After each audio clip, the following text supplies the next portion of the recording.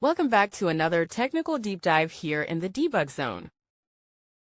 Today we're tackling a big question and breaking it down with us from other users. Hopefully this clears up some misconceptions and helps you get the answer you need. So buckle up, stay a little curious, and let's jump right in.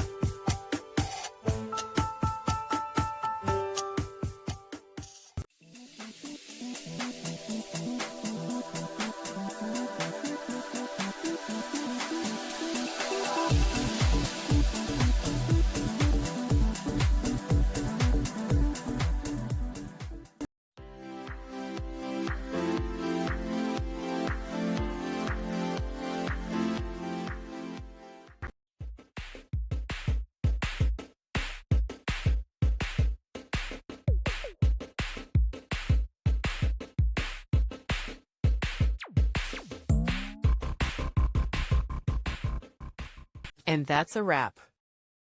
I hope you found the answer you were looking for. If you did, take a second to hit that subscribe button. It really helps out. And let me know in the comments which solution worked best for you. See you next time in the debug zone.